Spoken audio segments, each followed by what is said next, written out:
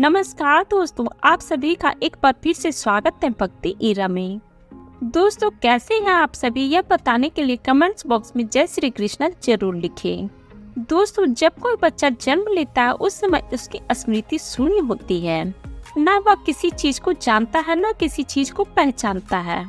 बच्चा माँ के गर्भ से निकलकर जैसे बाहर आता है वैसे ही तुरंत रोना शुरू कर देता है।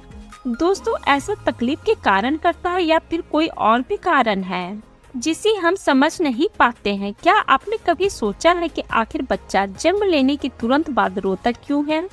इसके पीछे की क्या सच्चाई है? दोस्तों, सबसे पहले हम वैज्ञानिक दृष्टिकोण से समझेंगे। पुरुष और स्त्री के समागम के साथ एक नए जीवन की प्रक्रिया शुरू होती है, जिसके फलस्वरूप शिशु के रूप में स्त्री के गर्भ में स्थान मिलता है। बच्चा माता के गर्भ में जिंदा तो रहता है लेकिन सांस नहीं लेता है। उसके शरीर में खाना पीना करनाल से प्राप्त होता रहता है। बच्चे के फेफड़े तो बन जाते हैं लेकिन प्रयोग में नहीं रहते हैं। बच्चा माँ के गर्भ में पतली झिल्ली के अंदर बंद होता है, जिसमें तरल पदार्थ भरा होता है। इस तरल पदार्थ को वैज्ञानिक भाषा में मुंह एक्सुडेंट बोलते हैं।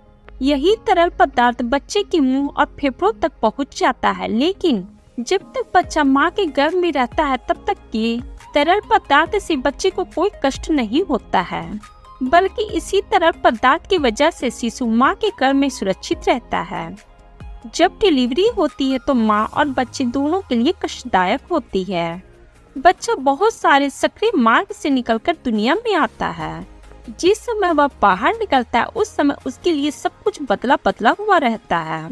अब शिशु को जीवित रहने के लिए श्वास की जरूरत होती है, लेकिन फेफड़ों में वही तरल पदार्थ पहले से भरा हुआ होता है, जिसे बाहर निकालना बच्चों के स्वास्थ्य के लिए बहुत जरूरी होता है।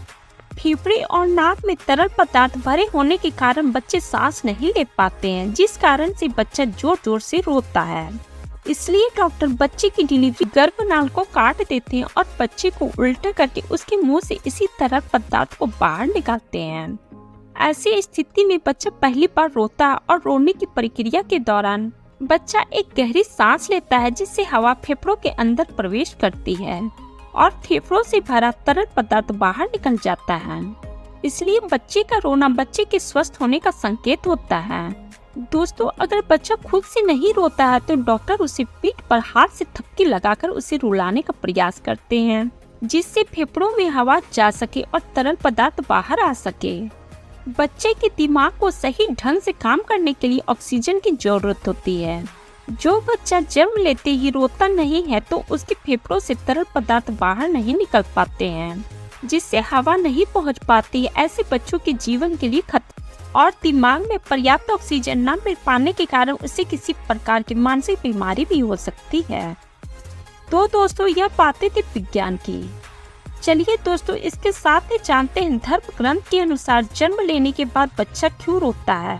पैदा होते ही बच्चे के रोने को लेकर धर्म ग्रंथों में लिखा है। पहली बार रोता है तो उसके रोने की आवाज कुछ इस प्रकार सुनाई देती है, जैसे वह पूछ रहा हो, कहाँ हूँ मैं, कहाँ हूँ। विष्णु पुराण के मुताबिक जब ब्रह्मा जी सृष्टि की रचना कर रहे थे तब उन्होंने स्वयं जैसा पुत्र पैदा करने का विचार किया, तो उनकी माया से गोद में एक मायावी बालक प्रकट हुआ।